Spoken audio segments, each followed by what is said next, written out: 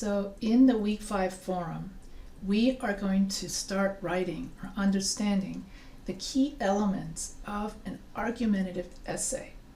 So what are the key elements of an argumentative essay? So the key elements of an argumentative essay includes an introduction, 3 body paragraphs, and a conclusion. But what is the difference between an argumentative essay and a persuasive essay? In English 101, we did a persuasive essay where our main goal was to convince the reader that our point of view is true. Now in English 105, we are going to learn more about argumentation. How is a persuasive essay different from an argumentative essay? Well, in an argumentative essay, unlike a persuasive essay, you are going to include a counter-argument and a rebuttal paragraph in your argumentative essay in order to make your essay more fair and balanced. Because in an argumentative essay, by adding a counter-argument and rebuttal paragraph, you're able to argue both sides of an issue. And so that's something you did not do in a persuasive essay. So the key elements of an argumentative essay include a position thesis. In other words, in your thesis statement, you clearly state your position. And then you have your counter-argument. So in a counter-argument paragraph, you're going to state the other side. What does the other side think of your topic? Then you're going to refute what the other side says. And that's how you strengthen your argument, when you're able to refute what the other side says. Let's explore each of these elements. Position thesis. The position thesis, also known as the claim or main argument, states the writer's stance on the topic being discussed. It presents a clear and concise statement that the rest of the essay will support and defend. A well-crafted position thesis should be specific, arguable, and supported by evidence.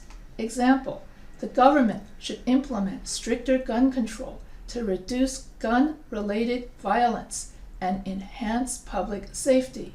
So this is an example of a position thesis.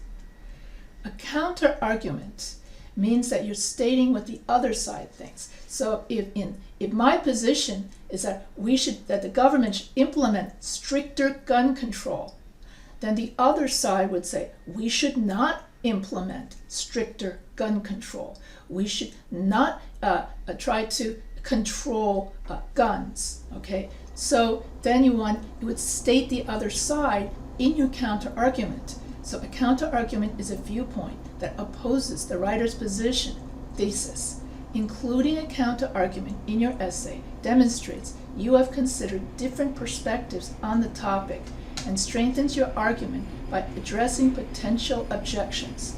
It is important to present the counter-argument fairly and accurately.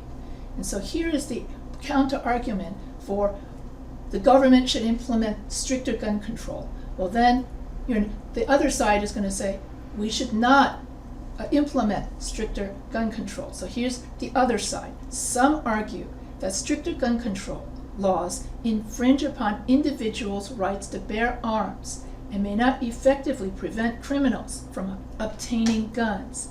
So this is the reason the other side gives for not implementing stricter gun control. Then, after you write your counter-argument, you're going to pivot and then write your argument by rebutting the counter-argument in your rebuttal paragraph. So right after you write your counter-argument paragraph, then you're going to write the rebuttal paragraph. It comes right after that. So here you would say the rebuttal paragraph comes immediately after the counter-argument and provides a response or refutation to the opposing viewpoint. It aims to dismantle the counter-argument by presenting evidence, logical thinking, or alternative perspectives that support the writer's position. So our position is we should implement stricter gun controls. So you're going to use more argumentation as to why the government should implement stricter gun control laws. While it is important to respect individual rights, implementing stricter gun control does not equate to a complete ban on firearms. Stricter gun control aims to regulate access and ensure responsible ownership. Moreover, studies have shown that countries with tighter gun control laws experience lower rates of gun-related deaths and violence. So therefore, the purpose of a rebuttal paragraph is that you strengthen the overall argument by addressing the counter-argument and offering a persuasive response that reinforces the writer's position. It's worth noting that the structure and placement of the counter-argument and rebuttal paragraphs may vary depending on the essay's organization. Some writers may choose to present the counter-argument and rebuttal paragraphs within the body paragraphs, while others may dedicate a separate paragraph or section specifically for addressing opposing viewpoints. So we're going to go over the different ways in which you can insert a counter-argument and rebuttal paragraph into your argumentative essay, because for your second assignment, you are going to write an argumentative essay. So the first half of the class, we learned APA by writing the annotated bibliography and the literature review. Second half of the class, you are going to write a argumentative essay, and you're going to have a counter-argument and rebuttal paragraph in that essay. And so I'm going to go over in this lecture 3 ways, different ways, in which you can insert your counter-argument and rebuttal paragraphs. So remember, the goal of an argumentative essay is to present a well-supported position on a controversial issue, anticipate objections, and effectively respond to counter-arguments. So here are the different methods that you can use. So I'm going to go over this. I just wanted to show you that there are different methods. So there are many different ways to insert your counter-argument and rebuttal paragraphs in an argumentative essay. So you have something called the integrated or concession approach. In this approach, actually that was the approach that was used in this example, okay? While it is important to respect individual rights. In other words, you concede a little bit to the other side, because the other side said, we should not implement gun control laws because that violates our individual right to own a gun, right? So that was what the other side said. So when you use a Rogerian concession argument, counter-argument, you concede a little bit to the other side. You say, well, some of the other side, you might be okay. Some of what you say is correct. But while it is important to respect individual rights, then you pivot, okay? You mention the other side briefly, and you say, okay, you're right on that instance. Then you pivot and say, but implementing, you go back to your argument of you need to implement stricter gun control laws because, and that's how you strengthen the other side. So if you used concession, okay, that's the integrated approach or concession or Rogerian approach. In this approach, the writer integrates the counter-argument and rebuttal paragraphs within the body of the essay and allows for a more seamless transition between the writer's claim and the opposing viewpoints, making the essay more cohesive and easy to follow. So you can integrate it inside your body paragraph. So here's an example of a concession. Okay, here you have your body paragraph 1, and then you have counter-argument. However, our opponents of gun control argue that it infringes, I just did this, I'm just reading over what we just did earlier. However, opponents of gun control argue that it infringes upon individuals' rights to bear arms and may not effectively prevent criminals from obtaining guns. Then you have, however, so first you write your counter-argument, then you rebut. For your argument is you want to implement stricter gun control. While it is important to respect individual rights, however, implementing stricter gun control laws does not equate to a complete ban on firearms. It aims to regulate access and ensure responsible ownership. Moreover, studies have shown that countries with tighter gun control laws experience lower rates of gun-related deaths. And so here you put, you concede a little bit to the other side in your rebuttal, and then you go on with your argument. In the Toulmin approach,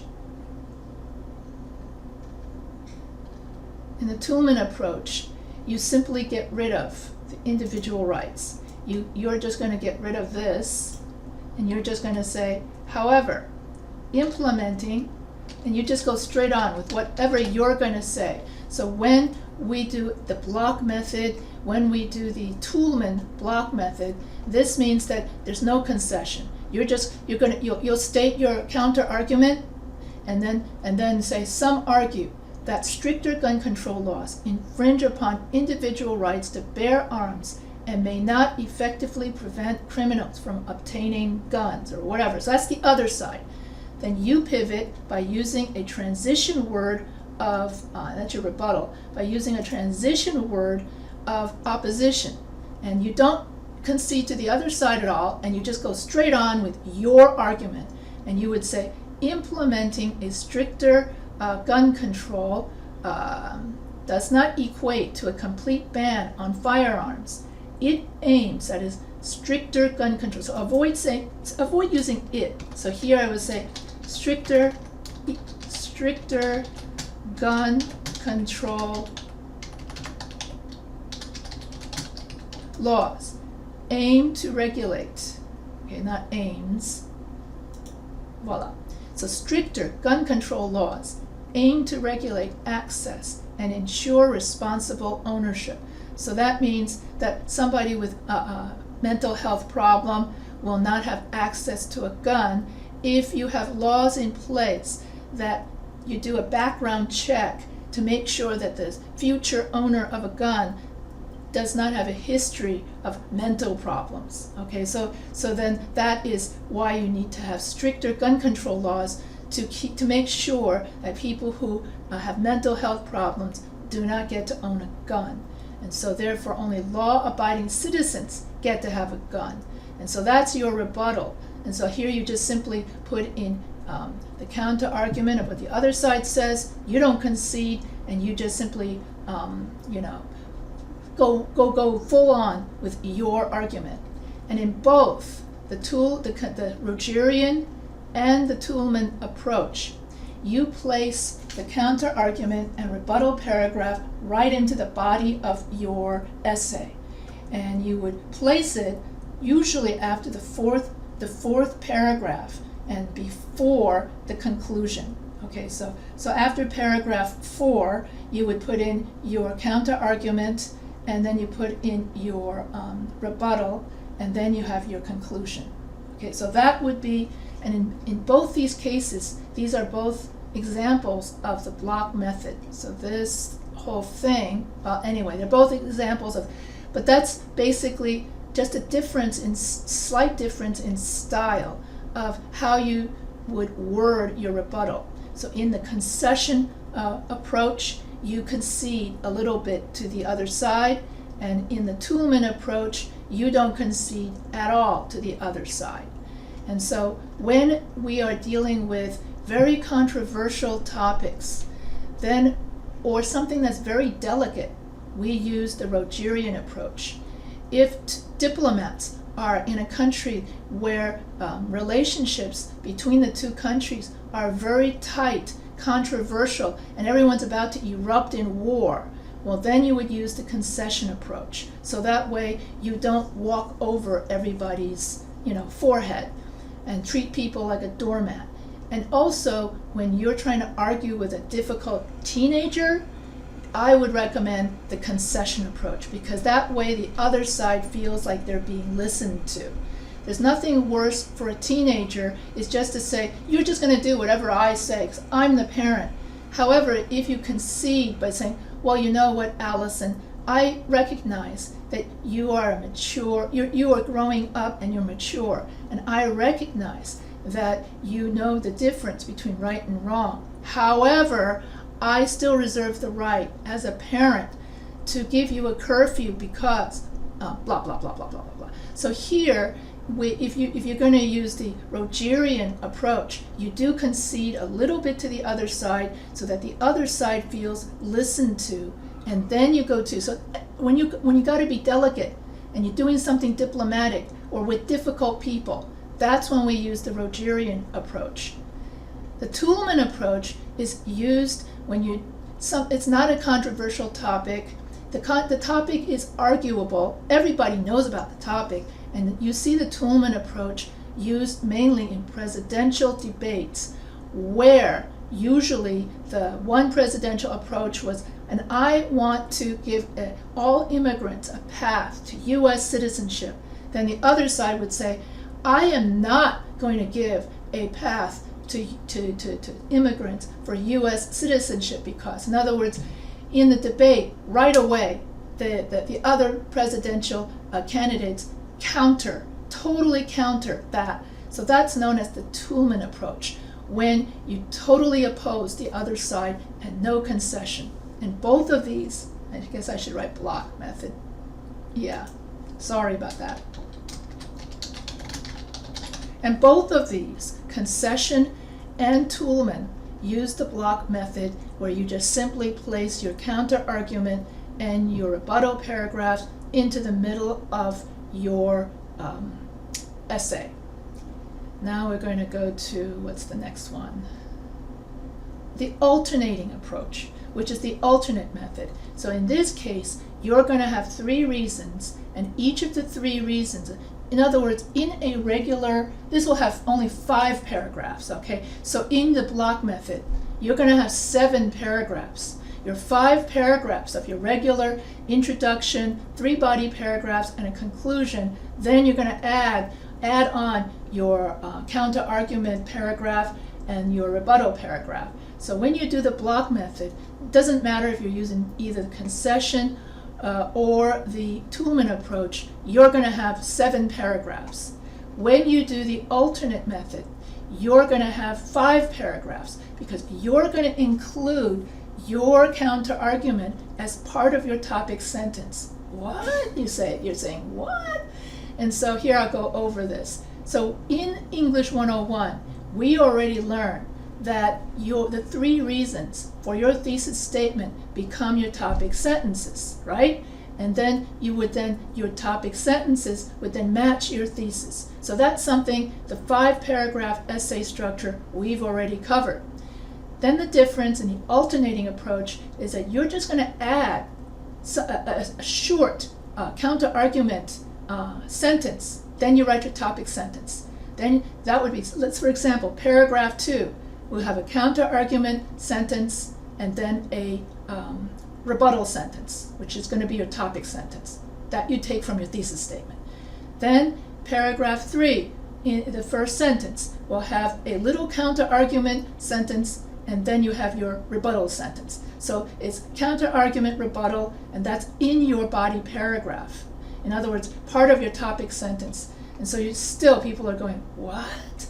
So here, in this approach, the writer alternates between presenting their claims and responding to opposing viewpoints. This allows for a more dynamic and engaging essay that presents a back and forth between the writers and their critics. And so if you go to my video in which I go over different kinds of different kinds of argumentative essays, then you're going to find what I'm talking about. So the alternating approach, also known as the alternate approach. So here's an example. Let's see if I did this right. So here you have the body paragraph. The government should implement stricter gun control laws to reduce gun-related violence and enhance public safety. Gun-related deaths and injuries have increased in recent years, and research has shown that countries with tighter gun control laws experience lower rates of gun violence. This looks like it's some kind of introduction. That looks like the introduction. Okay, so here you would have some argue that stricter gun control laws, this is the same thing. Okay, so while it is important, all right, so this one is not quite it. So here, So here you're going to combine these two together. You would say that some argue that stricter gun control laws infringe upon individual rights to bear arms and may not effectively prevent criminals from obtaining guns. However, the government should still implement stricter gun control laws to make sure people with mental health do not get ownership or do not own guns. Ownership of guns. Okay, so that this, and this, I guess I didn't change it when I wrote this. Sorry about that. So here, I put the two together into one sentence. This is actually a topic sentence for a body paragraph. Okay, then you're going to write 5 more sentences to back up this claim. That's paragraph, oh, I see what I'm going to do. Okay, that's paragraph 2. In paragraph 3, so I'm not going to write it out, but I'll write you the paragraph 3, counter-argument, and then rebuttal, topic, sentence, which is what I just wrote in paragraph 2. Then you're going to write your in-text citation as part of pie structure. Then you're going to write your 5 sentences that relate back to your thesis. Relate back to your in-text citation, right. So then you're going to do your pie structure, and that's it, okay? So this is how you're going to write an alternate, this is how you would write your alternate, and also the same thing, let me do that so that you understand this. So argument, you got your counter argument, then you pivot right away, and it's just one sentence, and this will be a different counter argument, okay? In-text citation, and then you do your pie structure, okay? 5 sentences, and then you do your 5 sentences that relate back to your in-text citation. So let me get that, let me get that done here so that it looks exactly the same. Okay, so that's pie structure, and each paragraph will be 5 to 7 sentences. Then paragraph 5 will be your conclusion, where you repeat your thesis statement and summarize your essay in 5 sentences. Or you can write a call to action conclusion paragraph. Either way, okay? I'm going to go over different kinds of paragraphs in a different, but then you just write your conclusion, okay? You can either write a summary paragraph in which, let me see, I'll go over that later. So I'll just simply say you write your conclusion, okay? I won't try to go over different kinds of paragraphs in this essay. So I'll just stick to what we've been doing so far, which is you've been doing a summary conclusion paragraph.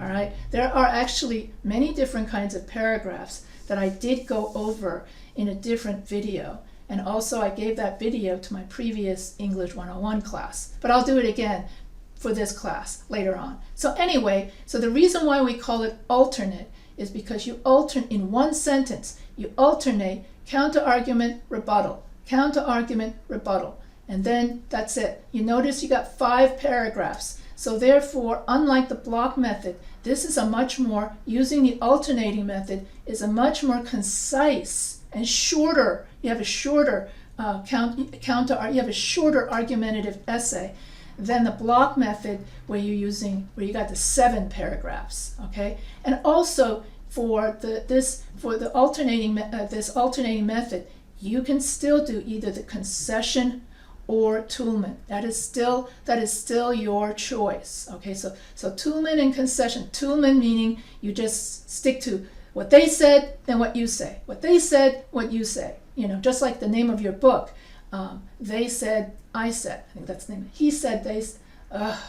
Anyway, what the other side says and your argument. What the other side says, your argument. What the other side says, your argument. That's the because you alternate between what the other side says and your argument within one sentence. That's what alternates. So that's known as the alternating approach, in which you alternate between presenting your claim and their claim. Okay? And that pretty much covers it. Now, I think I went over this in a separate video in which I had something about exercise and fitness. So you can look at that video for another, for more examples. And I will, if you want, I could actually just create a video. I think I created a video just covering alternate, but I don't remember. Anyway, so instead of constantly saying some argue, some people say, you different kinds of sentences. So when I say sentence starter, what do I mean by sentence starter? That means, how do I start a sentence? If I'm going to write my counter-argument paragraph, how do I start those sentences in the counter-argument paragraph? Well, those are known as sentence starters. And different kinds of sentence starters could be, some may argue that, what was it some may argue that stricter gun control laws infringe upon individual rights to bear arms. Or you could say, it can be contended that stricter gun control laws infringe upon individual rights to bear arms. Or you could say, an opposing viewpoint is that stricter gun control laws would infringe upon your individual rights to own laws. Critics of gun control may assert that stricter gun control laws keep you from owning a gun. Those who disagree may point out that stricter gun control laws will keep you from owning your own gun, and so on and so forth. So basically here you would say this sentence structure and then plus the other side's claim. Okay, so all of this, and I will write in plus the other side's claim. Okay, so all of these are sentence structures of different ways in which you can start your sentences in your counter-argument. After you write your counter-argument paragraph, so let's say you have 4 or 5, some may argue that stricter gun control laws are not effective. It can be contended that stricter gun control laws will take away your gun. An opposing viewpoint is that then if they take away the gun, hunters will no longer have guns to hunt with, and those who disagree may also point out that then people can't defend their houses against burglars. So that's just 4 different things. And so I use 4. I didn't keep saying some may argue that. Some people say. Well, actually, you could say some people say, other people say. Okay, so that's some people say, others state. So stuff like that. Okay, so there are many different ways. State, say that, and then you say plus the other side's claim. Okay, so always ... and then the others. There's so many ways. So you can look up and Google sentence starters and then counter argument. Sentence starters, different sentence starters for counter argument paragraph, and you're going to come up with like 30 different ways to start. You're not going to need that many. Trust me, you're not going to need that many counter arguments. You may need just 4 or 5 tops. But anyway, so here, different ways, so you don't keep saying some people say, which is what I get in a lot of essays. Some people say, some people say, some people say, so many times. It gets very monotonous. So here are different ways of starting your sentences in a counter-argument paragraph. Then you pivot over. After you write your counter-argument, then you want to pivot over and don't want to keep saying however, okay, forever, however. Instead, different ways of saying however and different ways of saying but. And these are all different ways of saying but. And these are all known as transition words of opposition. So you should also Google yourself transition words of opposition, which are all different ways to say but, and also different ways to say, I don't want to see however, forever, however, okay? None of that. I will take off points if you use the same but, so, all the time. That's what transition words are for. So you should also Google yourself a list of transition words. So, nevertheless, it is important to consider. Despite this, evidence suggests that. So, nevertheless, it is important. So here you want to put in plus your argument, plus your rebuttal argument. So the other side would say something like, it can be contended that stricter gun control laws will take away guns and infringe on my rights. Well, nevertheless, it is important to consider that stricter gun control laws is not going to take away your guns, but instead reduce crime. For instance, despite this, evidence suggests that, stricter gun control laws will not take away your guns, but reduce crime. Contrary to the opposing viewpoint, studies, and then of course here you would say studies by whoever, Dr. Smith. Okay, all right. So you could contrary to opposing viewpoints, studies by Dr. Smith. Don't just say studies by, or research shows, or experts say. So avoid that because that's so vague. So avoid saying research shows, experts say, studies show. That's what you see in commercials, and you know that those are all fallacies because as soon as someone doesn't designate, but what studies, what experts, who did that? You're going into Wikipedia territory where Wikipedia, they don't have in-text citations. So anybody could say anything. So I could say that I'm from Mars. And did you know that there are little people, or there are people living on the dark side of the moon? Okay, whatever. So you need to say, if you're going to mention studies, so contrary to the opposing viewpoint, studies by Dr. Smith have shown that stricter gun control laws reduce crime. So, however, a closer examination reveals stricter gun control laws reduce crime. So this perspective overlooks the fact that stricter gun control, reduce, whatever, okay? So here, these are all different ways of saying but, and then your argument. But your argument. That's all a rebuttal is you but the other side and then your argument. So remember, these sentence starters are just suggestions. You can modify them to fit the specific context and arguments you are presenting in your essay. The goal is to present a well-reasoned response to the counter-argument while maintaining a clear and coherent flow in your writing. I think that's it.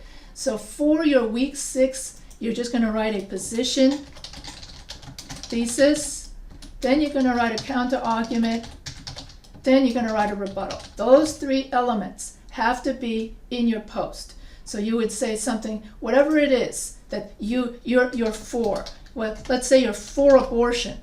Then here, so for, you're going to have to write a whole sentence. Don't give me just for abortion. I'm just doing this for teaching purposes, just to show you what this is. So here you have against abortion, and then you would have a but, and then for abortion again. That pretty much is like a template, okay? For abortion, against abortion, for abortion. And so you're going to have those at least 3 paragraphs in your post.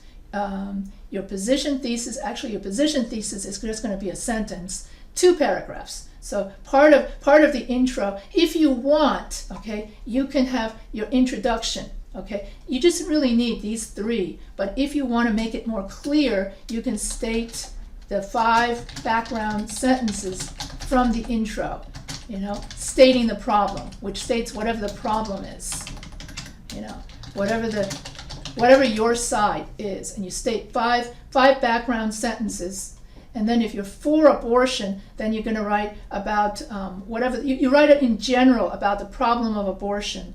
Then you write your position thesis of that you're for abortion or against abortion or whatever. I'm just using an example of for abortion. Then you have to have the other side of against abortion, and then you pivot to, but the other side is wrong because. That's what rebuttal means. But the other side is wrong because. So it's a much stronger way to argue your argument than just your persuasive essay that you wrote in English 101. And so I hope that you understand how to write an argumentative essay. I will go over more about fallacies and bias and that sort of thing in my next video. So if you have any questions, feel free to email me anytime.